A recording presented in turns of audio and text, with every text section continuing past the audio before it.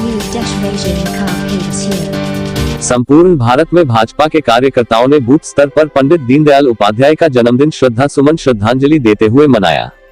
आपको बता दें कि भाजपा ने सभी बूथ कमेटी के अध्यक्षों को निर्देशित किया था कि पंडित दीनदयाल उपाध्याय का जन्मदिन इस वर्ष बूथ स्तर पर मनाना है। वहीं देवरिया विधानसभा के बूथ संख्या 279 मुंशी गोरखनाथ टोला वार्ड नंबर 16 में जिले के वरिष्ठ नेता तथा पूर्व जिला महामंत्री भारतीय जनता पार्टी कृष्णनाथ राय की अध्यक्षता में पंडित दीनदयाल उपाध्याय की जयंती मनाई गई। उपस्थित सभी कार्यकर्ताओं ने उनके चित्र पर पुष्प अर्पित कर उन्हें भावपूर्ण श्रद्धांजलि दिया। इस अवसर पर पूर्व भाजपा जिला महामंत्री उनके जीवन पर प्रकाश डालते हुए कहा कि उनका एक ही सपना था कि गरीबों का उत्थान कैसे हो और कैसे किया जाए। वहीं 279 बूथ के अध्यक्ष सत्य प्रकाश राय, वार्ड 16 के सभासद धर्मेंद्र सिंह, वार्ड 5 के सभासद गोविंद चौरसिया ने अपने विचार प्रकट किए।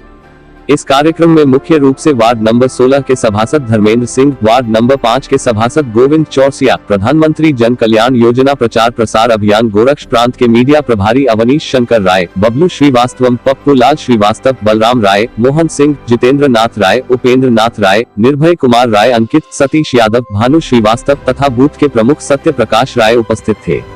देवरिया से अवनीश राय की रिपोर्ट।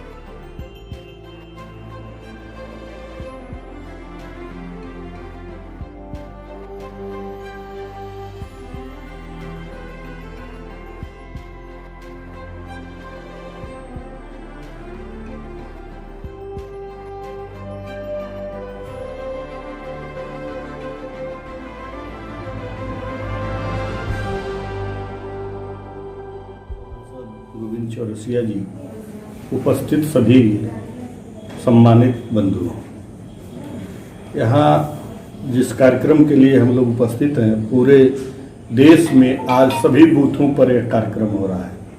थोड़ा सीजन के चलते कुछ कम बेसी हुआ है, लेकिन हमको लगता है अधिकतर जगहों पर हुआ है। अभी महुआ डी मंडल और बैतालपुर मंडल गौरी बाजार में हम करीब 12 बूथों पर रहे हैं, वहाँ से अभी लौटे हैं थोड़ी देर पहले। तो यह कार्यक्रम सब जगह चल रहा है और प्रति वर्ष चलता है, लेकिन इस वर्ष सबसे माने जो बूथ इकाई है भाजपा की, वहाँ तक इसको पहुँचा दिया गया है। पंडित दीनदयाल उपाध्याय भारतीय जनता पार्टी के संस्थापक महामंत्री हैं।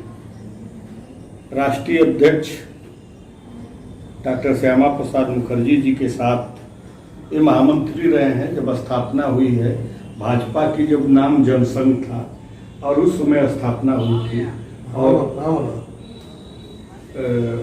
के रूप में भारतीय जनता पार्टी में काम किए। बहुत कम अल्पायु में इनकी मृत्यु हो गई और मृत्यु के पीछे हत्या माना जाता है कि इनकी हत्या हो गई। मथुरा के नंगला चंद्रभान गांव में ब्राह्मण परिवार में, और उसके बाद से ये लगातार चलते रहे। आरएसएस के प्रचारक थे। प्रचारक के बाद जनसंघ में स्थापना हुई। जब जनसंघ की तो जनसंघ के राष्ट्रीय महामंत्री हुए और श्यामा प्रसाद जी के मरने के बाद राष्ट्रीय अध्यक्ष हुए। कुल 56 वर्ष तक ये जीवित थे, लेकिन 56 वर्ष के आयु में ही जो विचारधारा ये जनसंघ को, भारतीय जनता पार्टी को दे दी, उसी पर आज भारतीय जनता पार्टी चल रही है। 2 विचार इन्होंने रखा था देश के अंदर, एक तो अंत्योदय और दूसरा नाम दिया था एकात्म मानववाद। इनका यही थेसिस था और इसी पर आज भारतीय जनता पार्टी चल रही है। पूरा विश्व इसका आज इसी पर अनुसंधान कर रहा है कि जो विचार उन्होंने दिया आज सभी लोग उसको मानते भी हैं। एक तो ये इन्होंने जीव मात्र के अंदर एक ही आत्मा है जो परमात्मा का एक अंश है। और एकात्म मानववाद उस पर उन्होंने पूरा लिख दिया कि पूरे संसार में जितने जीव हैं सबके अंदर वो ही आत्मा है और वो परमात्मा का समाज का सबसे पिछड़ा व्यक्ति है, सबसे गरीब व्यक्ति है, जो अंतिम पावदान पर खड़ा है, जिसकी माली हालत अति खराब है। वो भोजन और कपड़ा और मकान के लिए तरस रहा है। उसकी उन्होंने कल्पना की और उसमें अंत्योदय शब्द दिया कि अंत जो जिसका हो रहा है उसका उदय किस प्रकार से होगा। इसकी कल्पना उन्होंने करके 2 विषय भारतीय जनता पार्टी और जनसंघ को दिया था।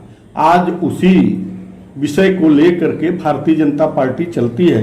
तमाम विषय आते हैं वोट की राजनीति को लेकर के कि भारतीय जनता पार्टी को फला वोट नहीं देता है, लेकिन भारतीय जनता पार्टी घर बनाती है तो फला बिरादरी में बनाती है, बिजली देती है तो उनको देती है, और आवास देती है, आरक्षण देती है तो उनको देती है। माने ये चीज समाज में आता है कि क्यों देती है, गैस देती है तो उनको देती है, ये सब विषय। लेकिन जो सोच थी उनकी अंत्योदय में जो व्यक्ति गरीब है, जिसकी धीरे धीरे हमको लगता है कि मोदी जी उस पैटर्न को स्वीकार करते हुए, और जो अंतिम व्यक्ति किसी भी समाज में है, चाहे वो जात किसी हो, आर्थिक रूप से जो अंत्योदय का पात्र है उसको वो सुविधा देने का काम केंद्र सरकार कर रही है। तो उन्होंने कल्पना किया था कि रोटी, कपड़ा और मकान, कि हर व्यक्ति को रोटी चाहिए, कपड़ा चाहिए, मकान चाहिए। तो इसके आधार पर उन्होंने रोटी के लिए जो अंत्योदय कार्ड चलाया, 2 रुपये किलो, उस अंत्योदय वाले व्यक्ति को उसी आधार पर, वही कल्पना है, उसी आधार पर वो कार्ड बना। 2 रुपया किलो सस्ता से सस्ता राशन उन लोगों के लिए है जो अंत्योदय के पात्र हैं, अंत्योदय की स्थिति में हैं, जिनका उदय करना है उनको।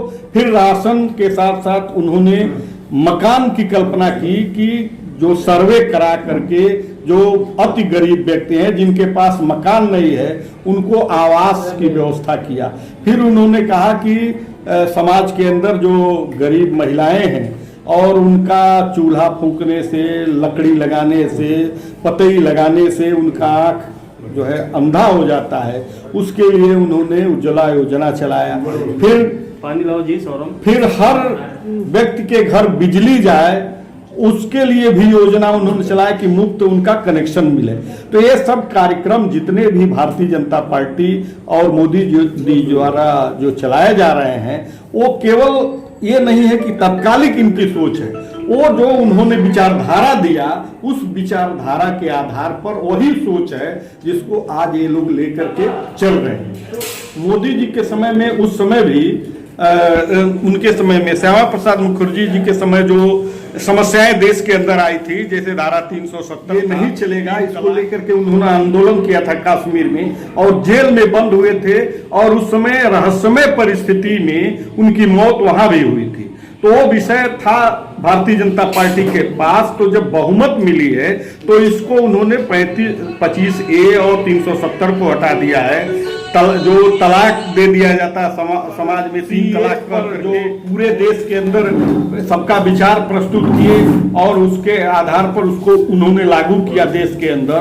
फिर आगे जो अभी तो कोरोना में ये लोग हैं, नहीं तो जनसंख्या नियंत्रण कानून पर भी वही चीज है कि इन पर भी उन लोगों का ध्यान है कि आगे चल करके भी इसके बारे में विचार किया जाए और लोगों को प्रेरित किया जाए और कानून बना करके भी इसको निश्चित किया जाए कि एक आदमी इतने से अधिक बच्चा नहीं पैदा कर सकता है।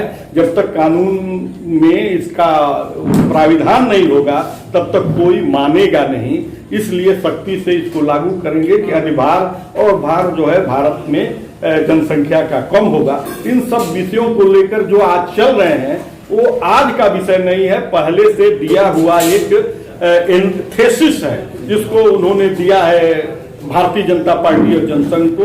उसको लेकर के कलकत्ता के तरफ तो बीच में जो है मुगल सराय में इनकी हत्या, मानो वो कम्युनिस्ट और कांग्रेसियों की मिली भगत से इनकी हत्या की गई क्योंकि उस समय पोस्टमार्टम के लिए तमाम लोगों ने विषय रखा था, लेकिन अब इसको सरकार, कांग्रेस की सरकार उनका पोस्टमार्टम नहीं कराई। इसके वजह से कि वो हत्या हुई थी और उसमें सिद्ध होता कि हत्या हुई है और तमाम बवाल मचता, इसलिए कांग्रेस ने उस बॉडी को ले लिया और अपने देख रेख में, सरकारी तंत्र के देख रेख में उसका दाह संस्कार कराया। तो ये हुआ नहीं था। तो उसी विचारधारा पर हम लोग चल रहे हैं। आज उन्हीं के जन्मदिन पर आज हम सभी लोग श्रद्धांजलि अर्पित कर रहे हैं। आज के अवसर पर इतना ही।